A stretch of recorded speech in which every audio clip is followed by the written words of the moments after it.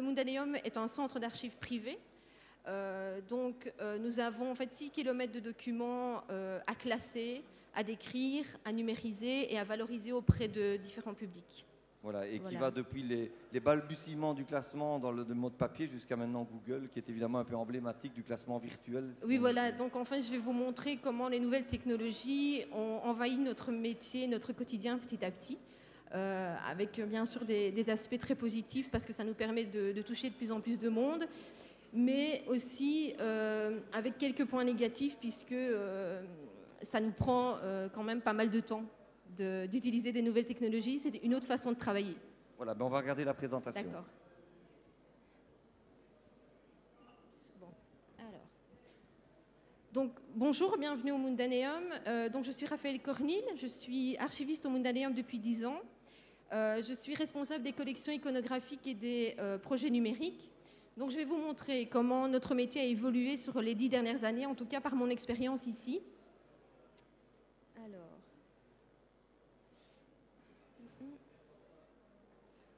Alors, quelques visions du métier d'archiviste. Donc, souvent, quand on demande aux gens ce que c'est qu'un archiviste, c'est un peu ça qu'ils s'imaginent. Alors, en fait, ce n'est pas vraiment des visions du passé parce qu'on dirait un peu mon bureau.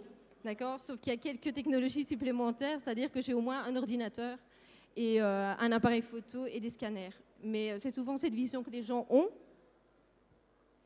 Alors, quel est le rôle de l'archiviste ? L'acquisition d'archives, alors des archives de pouvoir public, mais aussi des archives privées. On doit conserver et préserver ce patrimoine archivistique. On doit surtout l'ouvrir au public, que ce soit le public des chercheurs, mais aussi le grand public.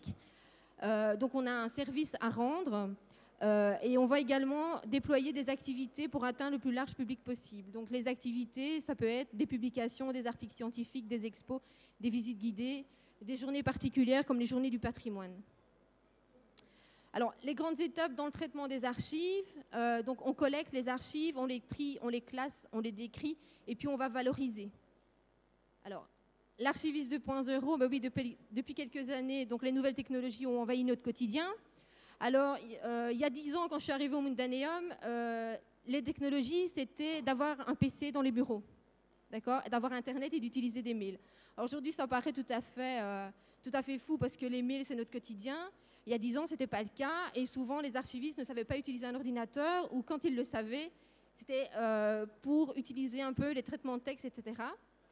Alors, l'Internet et les mails, ça a déjà été une première évolution puisque ça nous permet, enfin, ça change le contact avec le public et notamment avec les chercheurs. Donc, il faut savoir aujourd'hui que 80% des recherches, des demandes de recherche qui sont adressées au service archives sont traitées par mail. Ça veut dire que ce sont des personnes qu'on ne va jamais rencontrer, qui vont nous adresser leurs demandes par mail, on va leur envoyer les documents numérisés et on ne va jamais les voir. Donc ça, c'est vraiment un grand changement aussi par rapport à notre travail. Alors c'est aussi l'arrivée de bases de données. Donc à l'époque, on faisait des inventaires en Word, quand tout allait bien en Excel. Et puis là, hop, nous avons des beaux logiciels de gestion électronique de documents qui apparaissent. Ça veut dire un changement dans la façon de travailler. Ça veut dire de former le personnel. Et donc de mettre aussi au point une méthode de travail et certaines règles, notamment pour l'encodage des fiches. Sinon, chacun y va de sa petite fantaisie et vous vous retrouvez avec des choses et une base de données tout à fait inutilisable. Une grosse activité aussi qui va se développer au cours du temps, c'est la numérisation. Donc c'est vrai qu'on en parle beaucoup aujourd'hui. Cette numérisation, on va le voir par la suite, aura plusieurs finalités. Et ça, c'est un gros changement au niveau du métier d'archiviste parce que c'est une étape supplémentaire dans le traitement des archives. Donc, on peut le voir ici par rapport au schéma que je vous ai montré au départ. Donc, on a toujours la collecte, le tri, le classement, la description. Mais avant de valoriser, on va numériser. Alors, ça n'a l'air de rien. Mais vous allez voir que ce n'est pas si simple que ça et ce n'est pas seulement une simple étape technique assez rapide à effectuer. Alors, deux finalités à la numérisation. Premièrement, on va numériser les documents pour valoriser. Ça veut dire qu'on va sélectionner les documents qui nous sont les plus demandés. Donc, par exemple, dans notre cas, on va numériser les fonds de Paul Hotelet et Henri Lafontaine, les fondateurs du Mundaneum, tout ce qui a trait au concept de Paul Hotelet en matière de documentation, toutes ces idées de diffusion de la connaissance et notamment ces idées de téléphone sans fil, de vidéoconférence. Et puis, on va aussi sélectionner des documents pour une autre finalité qui est de la conservation. Donc, dans notre cas, on a des documents qui sont assez anciens, qui sont fragiles, et que malheureusement, nous ne pouvons plus mettre à la disposition du public parce qu'ils ne peuvent plus être manipulés. Alors, même s'ils sont restaurés à un moment donné, on va être obligé de les laisser dans les locaux de conservation. Et donc, dans ce cas-là, on va numériser pour, malgré tout, continuer à les mettre à la disposition du public, mais aussi pour garder une trace au cas où le document se détériorerait un peu trop. Alors, je vous ai dit, la numérisation, dans le schéma général, ça semble être une seule étape. Pour ceux qui ont un petit scanner à leur maison, c'est facile. Je mets le document sur l'écran du scanner, j'appuie sur le bouton, j'ai une belle image à l'écran. Alors, dans notre cas, c'est un peu plus compliqué. Alors, déjà, on va devoir sélectionner les documents, comme je vous l'ai dit. Et on va réaliser un premier fichier qui est un fichier de récollement. Alors, ce fichier de récollement, c'est un simple tableau Excel dans lequel on va lister tous les documents. Déjà, on va numéroter chaque document. Donc, on va y mettre le titre, une description, une date, un format. Et on va également réaliser un constat d'état, c'est-à-dire qu'on va décrire l'état du document. Est-ce qu'il est déchiré ou pas? Est-ce qu'il est fragile à manipuler? Et ainsi de suite. Dans un second temps, on va réaliser le fichier de métadonnées. Donc, pour ceux qui connaissent un peu la numérisation, les métadonnées sont donc les informations qui seront liées au fichier numérique. Et ce fichier de métadonnées, il est basé dans notre cas sur le Dublin Core, c'est-à-dire que nous avons une vingtaine de champs à compléter pour chaque fichier numérique. Alors, quand vous avez un document, vous avez un fichier numérique. Quand vous avez une publication qui fait 100 pages, ça veut dire que vous allez avoir 100 fichiers numériques. Et donc, là, vous aurez un tableau Excel qui fera une centaine de lignes. Alors, c'est un travail qui est très long, pour lequel il faut prendre son temps pour ne pas commettre d'erreurs. Sinon, par la suite, ça va entraîner d'autres problèmes. Alors ensuite, on va avoir la numérisation proprement dite, donc vraiment l'acte technique de cette numérisation. Encore faut-il savoir si l'institution a le matériel nécessaire pour numériser en interne ou s'il faut passer par un prestataire externe. Dans ce cas-là, eh bien, nous sommes partis pour la grande aventure du cahier des charges et de l'appel d'offres. Donc une fonction supplémentaire et une formation supplémentaire pour les archivistes qui est de compléter un cahier des charges avec le travail que vous souhaitez qu'il soit réalisé, la qualité des images demandées, si vous voulez une numérisation en couleur, en noir et blanc, la qualité du fichier, le format du fichier, si vous ne voulez qu'une seule version ou si on doit en décliner plusieurs. Donc ce sont toutes des recommandations techniques qu'il faut bien inclure dans ce cahier des charges. Et là encore, si vous ne le faites pas bien dès le départ, ça va vous occasionner des problèmes par la suite. Donc cahier des charges, appel d'offres. Au bout d'un mois, vous recevez des offres. Il faut également les traiter, les analyser, choisir votre prestataire. Une fois que vous avez choisi le prestataire, il faut voir avec lui pour mettre en place un calendrier de numérisation. Donc vous voyez, c'est déjà plus si simple qu'une simple étape dans le schéma général. Là, on en est déjà à... alors pour le fichier de récollement, le fichier de métadonnées, vous avez au minimum un mois de travail. Le cahier des charges, 15 jours pour le rédiger, 1 mois pour qu'il soit affiché. Donc là, entre le moment où vous avez sélectionné vos documents et le moment où vous avez votre premier rendez-vous avec le prestataire, il y a au moins 6 mois qui sont passés.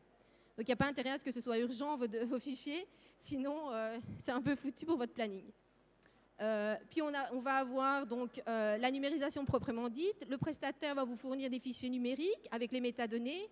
Et puis ce qui est très bien, c'est que vous n'allez pas seulement avoir un disque dur avec toutes ces données, c'est qu'il va falloir tout contrôler.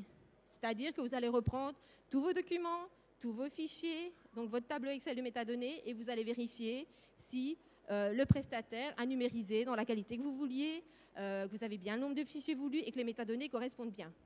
D'accord ? Alors, au Mundaneum, comment est-ce que ça se passe? Donc, jusqu'en 2011-2012, on numérisait à la demande. Ça veut dire qu'on allait numériser en fonction des projets, dans le cas de publication, d'exposition, ou par rapport à des demandes externes qui nous étaient adressées. Et puis, en 2012, on s'est mis à réfléchir sur un plan de numérisation des archives et des collections, mais un plan à long terme.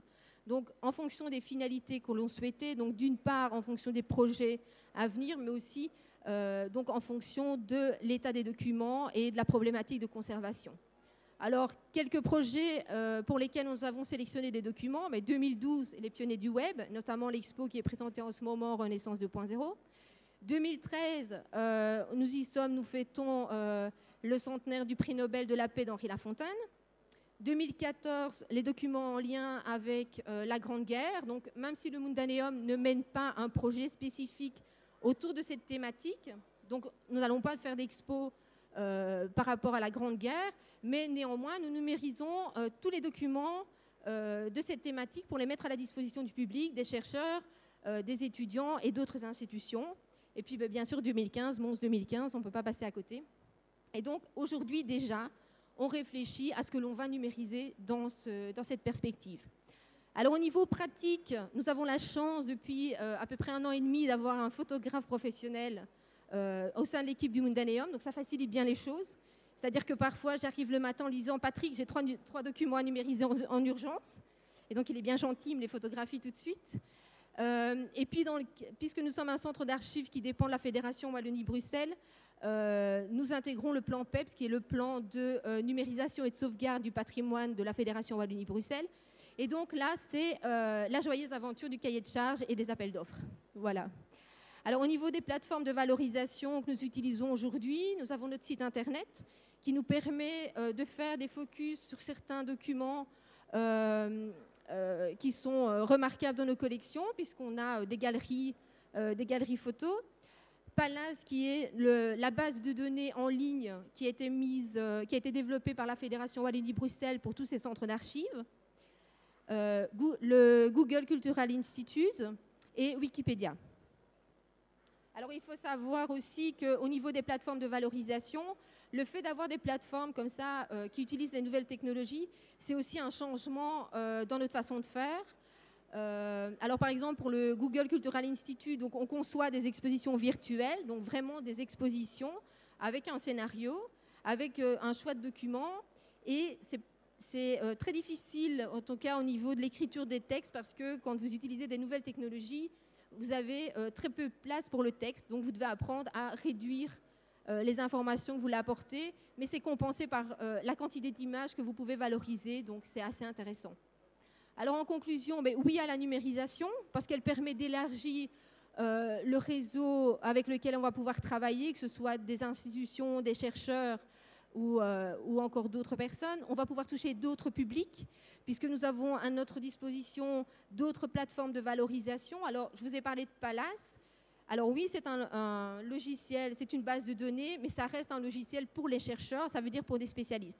On sait très bien que le grand public n'ira jamais interroger notre base de données.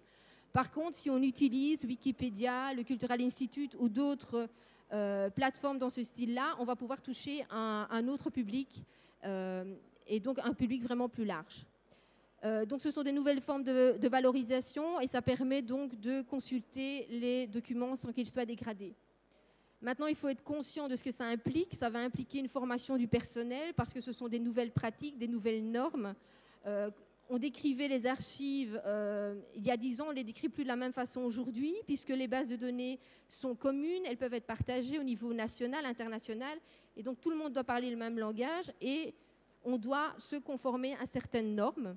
C'est une activité qui va prendre énormément de temps et ce n'est pas parce qu'on décide de numériser qu'on ne va pas faire autre chose. Ça veut dire qu'on doit l'inclure dans notre programme.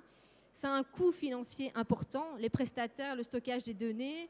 Vous devez acheter des serveurs, du matériel qui vous permet de lire toutes ces informations. Alors, on est confronté à la problématique du droit d'auteur, c'est-à-dire que d'une part, on a des outils qui nous permettent de mieux diffuser l'information et d'autre part, on en est empêché par le droit d'auteur. Et puis surtout, et malgré tout cela, il ne faut pas oublier la conservation des documents originaux. Donc ce n'est pas parce qu'on numérise qu'il faut cesser de s'inquiéter de la conservation des documents. Alors si vous avez des questions, moi je suis à l'accueil jusqu'à 17h, et puis sinon vous m'envoyez un petit mail. Je vous invite aussi à nous rejoindre le 9 juin pour la Journée internationale des archives, où on reparlera de la numérisation et de la valorisation des documents. Et puis si vous voulez en savoir un peu plus sur les normes et les recommandations pour la numérisation, vous pouvez aller sur le site de PEPS, donc numérique.cfwb.be, et vous aurez toutes les informations. Voilà, merci beaucoup pour cette présentation riche. Voilà, c'est fait, dit-elle. Alors, voilà, non, ici. Voilà. Ici, c'est parfait. Mais de toute façon, on aurait coupé le micro. Voilà. Alors, une petite question ici au Mundaneum. Il y a combien de personnes qui travaillent et qui sont dans toutes ces équipes autour des archives Voilà. Donc en tout, on est une quinzaine de personnes, tout personnel confondu. Au niveau des archives, nous sommes 3. Et en tout, nous avons donc 6 kilomètres de documents à gérer, tout support confondu. Voilà. Et je veux dire, si on doit engager aujourd'hui des gens qui vont travailler là-dedans, le profil, les gens sortent de quel type d'études? Est-ce qu'ils sont prêts? Est-ce qu'il y a des formations? Est-ce que c'est un métier d'avenir? On parle beaucoup de métiers aujourd'hui, donc c'est un peu la question inévitable. Donc il existe en fait le master en histoire option archivistique, donc au niveau universitaire. On peut également engager des profils de bibliothécaires documentalistes, puisqu'il faut savoir qu'il y a une phase d'indexation des documents, donc ces personnes sont formées à cela. Il faut vraiment s'intéresser au patrimoine, aux archives et avoir quand même une certaine sensibilité avec les nouvelles technologies. C'est-à-dire qu'aujourd'hui, il faut se tourner vers ça. Moi, je vous dis, je suis là depuis 10 ans et depuis 5 ans, le métier a évolué, mais d'une façon fulgurante. Et je pense que ceux qui n'ont pas su prendre le train à ce moment-là, malheureusement, sont restés sur le quai parce que ça a été très vite. Entre le moment où on vous présente un logiciel, une base de données qui est accessible en ligne, là, vous vous retrouvez à numériser vos documents et à les mettre sur toutes sortes de plateformes et ainsi de suite. Donc, c'est assez fou.